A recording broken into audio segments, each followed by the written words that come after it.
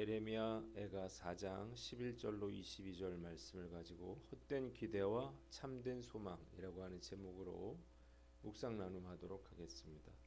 함께 봉독하겠습니다. 여호와께서 그의 분을 내시며 그의 맹렬한 진노를 쏟으시며 시온에 불을 지르사 그 터를 사르셨도다.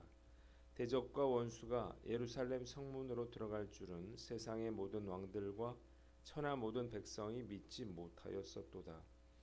그의 선지자들의 죄들과 제사장들의 죄악들 때문이니 그들이 성읍 안에서 의인들의 피를 흘렸도다. 그들이 거리거리에서 맹인같이 방황하며 그들의 옷들이 피에 더러워졌으므로 그들이 만질 수 없도다. 바람들이 그들에게 외쳐 이르기를 저리 가라 부정하다 저리 가라 저리 가라 만지지 말라 하였으며 그들이 도망하여 방황할 때에 이방인들이 말하기를 그들이 다시는 여기서 살지 못하리라 하였도다. 여호와께서 노하여 그들을 흩으시고 다시는 돌보지 아니하시리니 그들이 제사장들을 높이지 아니하였으며 장로들을 대접하지 아니하였음이로다. 우리가 헛되이 도움을 바람으로 우리의 눈이 상하며 우리를 구원하지 못할 나라를 바라보았도다. 그들이 우리의 걸음을 엿보니 우리가 거리마다 다 다닐 수 없으며 우리의 끝이 가깝고 우리의 날들이 다하였으며 우리의 종말이 이르렀도다. 우리를 뒤쫓는 자들이 하늘의 독수리들보다 빠르며 산 꼭대기까지도 뒤쫓으며 광야에서도 우리를 잡으려고 매복하였도다. 우리의 콧김 곧 여호와께서 기름 부으신 자가 그들의 함정에 빠졌으며 우리가 그를 가리키며 전에 이르기를 우리가 그의 그늘 아래에서 이방인들 중에 살겠다 하던 자로다. 우스 땅에 사는 딸 에돔아 즐거워하며 기뻐하라. 잔이 내게도 이를지니 내가 취하여 벌거벗으리라. 딸 시온아 내 죄악의 형벌이 다하였으니 주께서 다시는 너로 사로잡혀 가지 아니하게 하시리로다. 딸 에돔아 주께서 내 죄악을 벌하시며 내 허물을 드러내시리로다. 아멘.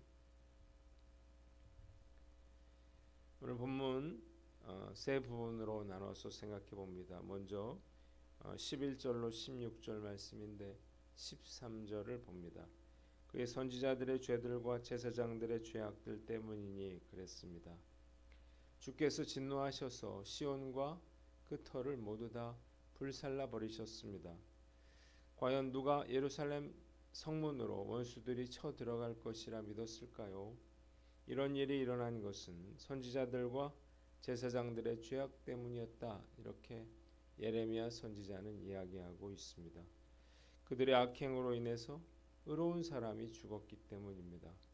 의인들의 억울한 피로 더러워진 지도자들이 맹인들처럼 거리를 헤매지만 모든 사람들이 그들을 거부하며 쫓아버렸습니다. 그들은 안주할 곳을 찾지 못해서 또 돌았고 침략자들은 이들을 대접하지도 않았다고 했습니다.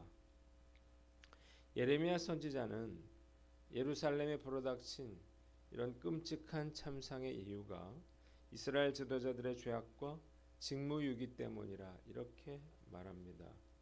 선지자들과 제사장들은 정치 지도자들과 함께 백성들을 바른 길로 인도해야 할 책임과 의무가 있었죠. 그러나 이들은 백성들로 하여금 악을 조장하고 거짓 예언을 했을 뿐만 아니라 자신들의 죄를 책망하는 의인들을 핍박하고 죽이기까지 했습니다. 그 결과 이들은 예루살렘이 멸망하고 백성들이 참상을 당하는데 주도적인 역할을 하게 되었습니다. 제사장들, 선지자들이 죄로 인해서 더러워지자 백성들은 그들을 거부했고 이방인들 역시 그들을 홀대하고 내쫓게 됩니다. 본문이 우리에게 주는 교훈이 있는데 거룩하고 순결한 영적 지도자가 되라는 것입니다. 본문은 한국교회의 위기 역시 한국교회 지도자들의 위기에서 비롯됐다라고 하는 사실을 잘 보여주고 있습니다. 지도자들이 제대로 서 있지 못한데 어떻게 성도들이 제대로 신앙생활을 할 수 있을까요? 말씀 앞에서 제 자신을 돌아봅니다.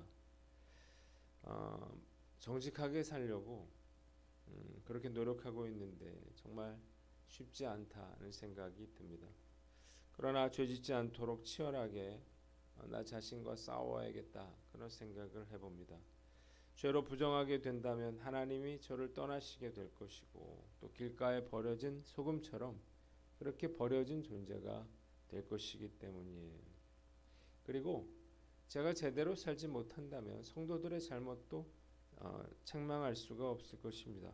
나부터 잘못됐는데 누구의 잘못을 지적할 수가 있을까요? 목회자라면 사도 바울처럼 나를 본받아라 이렇게 말할 수 있어야 하는 거예요. 나처럼 살지 말라고 말해서는 안 되는 것입니다. 영적 지도자가 제 몫을 감당하지 못한다면 반드시 영적 공동체에 위기가 오는 것입니다. 목회자들이 하나님을 바르게 섬기고 날선 경고의 목소리를 멈추지 않을 때 교회가 온전히 세워질 수 있음을 알고 오늘도 하나님 앞에서 정직하게 살아갈 것을 다짐해 봅니다. 두 번째, 거짓을 분별하라는 거예요. 말씀을 묵상하면서 거짓 평강을 외친 선지자들뿐만 아니라 그들의 말을 믿고 받아들인 백성들 역시 똑같은 심판을 받았다는 사실을 깨닫게 됩니다. 이유가 무엇인가요? 그들의 거짓된 마음이 거짓 선지자들의 말을 선택했기 때문이에요. 그들은 얼마든지 참 선지자인 예레미야의 경고를 듣고 회개하고 돌이킬 수가 있었습니다. 그러나 그들의 악하고 거짓된 마음이 예레미야 선지자의 경고를 거절하고 그들이 원하는 말을 했던 거짓 선지자들의 평강을 받아들이도록 그렇게 만들고 말았습니다. 죄로 유혹하는 자뿐만 아니라 죄의 유혹을 받아들인 자 역시 죄에 대한 책임을 면할 수가 없는 것입니다. 당연한 일이겠죠. 죄를 짓고서 나는 몰랐다, 나는 속았다, 변명한다고 해서 그 책임을 면할 수는 없는 것이기 때문입니다. 진리에 순종하는 것만큼 거짓을 분별하는 것도 자신의 책임인 것입니다. 이단에 빠진 사람들은 말할 것도 없고 복음을 변질시키는 지도자를 따르는 성도들도 문제인 거예요. 그들 역시 책임을 면할 수가 없습니다. 성도들도 거짓과 진리를 분별하고 거짓된 목회자들을 따르지 말아야 할 것입니다. 그런데 요즘 교회를 세습하고 부정을 저지르고 심지어 성적인 범죄를 저질러도 물러나지 않는 그러한 목사들이 있습니다. 죄를 저지른 목회자들도 하나님의 심판을 피할 수가 없을 것이지만 그들을 추종한 성도들 역시 똑같은 그러한 심판을 받게 될 것입니다. 성도들이 거짓을 분별하여 참 진리를 선택함으로 심판을 면할 수 있기를 기도합니다. 두 번째 본문은 17절로 20절인데 17절을 봅니다. 우리가 헛된 도움을 바람으로 우리의 눈이 상하며 그랬습니다. 시온 백성들은 그들을 도와줄 자들을 눈이 빠지도록 기다렸습니다. 바로 애굽 군대인데요. 그러나 그들의 기대는 헛된 것이었습니다. 그들은 끝까지 나타나지 않았기 때문이에요. 결국 그들의 심판의 때가 이르렀어요. 그들을 쫓는 자들은 독수리보다도 빨리 그들을 쫓아왔습니다. 그들이 의지했던 유다 왕 시드기야는 그들의 함정에 빠지고 말았습니다. 남유다의 어리석은 왕들은 위기를 당할 때마다 애굽을 의지하고 도움을 요청했는데 이것은 너무나 잘못된 일이었습니다. 그들이 믿고 의지할 유일한 대상은 바로 하나님 한 분이셨기 때문이에요. 예레미야 선지자는 바벨론이 하나님께서 유다를 심판하시기 위한 징계의 도구임을 알고 있었기에 애굽을 의지하지 말고 오직 하나님만 의지하라 이렇게 거듭해서 권유했지만 그들은 듣지 않았고 오히려 애굽을 의지하고 바벨론을 대적하다가 결국 멸망을 자처하고 말았습니다. 본문이 우리에게 주는 교훈이 있는데 하나님 이외에 다른 것을 의지하지 말라는 것입니다. 하나님이 아니라 애굽을 의지했다가 망한 시온 백성들처럼 우리 역시 하나님보다 사람과 돈을 의지합니다. 눈에 보이지 않는 하나님만 의지하는 것이 그만큼 어려운 일이기 때문입니다. 그러나 우리가 알아야 될 것은 정말로 우리가 어려운 처지에 몰리게 된다면 그 누구도 우리를 도와주지 않는다는 것입니다. 도움은 내가 힘이 있고 도움을 줄 수 있을 때 비로소 받을 수 있는 거예요. 제가 지금까지 목회를 해오면서 오직 하나님만 의지하며 살아올 수 있었던 것, 그 이유가 바로 이것입니다. 하나님 말고는 의지할 데가 없었을 뿐만 아니라 제가 도움을 요청한들 아무런 효과도 없을 것이라는 사실을 제가 너무나 잘 알고 있기 때문입니다. 오직 하나님밖에는 의지할 대상이 없었기에 저는 위기에 처할 때마다 사생결단의 각오로 하나님께 매달렸고, 그래서 그토록 많은 기도 응답을 받을 수가 있었던 것입니다. 감사한 일이죠. 사실 하나님 말고는 의지할 대상은 없습니다. 돈도 사람도 부모도 자식도 의지할 대상은 아닌 거예요. 오늘 난 어떤가 스스로를 돌아보고 이 사실을 가슴에 새기고 어떤 상황에서도 온전히 하나님만 철저히 의지하는 저와 여러분들 되시기를 주님의 이름으로 축원합니다. 마지막으로 21절로 22절 말씀, 21절에 에돔아 즐거워하며 기뻐하라. 잔인에게도 이를지니 내가 취하여 벌거벗으리라 그랬습니다. 예레미야 선지자는 유다의 멸망을 보면서 기뻐하고 즐거워했던 에돔에게 하나님께서 진노의 잔이 내릴 것이라 이렇게 예언합니다. 그들도 유다처럼 하나님의 진노의 잔에 취하여 벌거벗을 것이었습니다. 하나님께서 에돔의 죄를 벌하시고 죄를 밝혀내실 것이기 때문입니다. 반면에 유다 백성들은 지은 형벌을 다 받았으니 하나님께서 다시 회복시켜 주실 것이라 말하고 있습니다. 하나님께서 에돔을 심판하시려는 이유가 무엇인가요? 형제 야곱에게 행한 그러한 포악 때문이었습니다. 예루살렘 성이 바벨론에 의해서 파괴되던 날에 형제 나라인 에돔 족속은 유다를 돕지 않고 수수방관했습니다. 그리고 오히려 바벨론을 간접 지원했습니다. 또한 그들은 유다의 재앙의 날에 조롱하면서 기뻐하고 혼란스러운 틈을 타서 예루살렘으로 돌아가서 약탈을 자행했습니다. 이것은 하나님의 진노를 받아 마땅한 일이었습니다.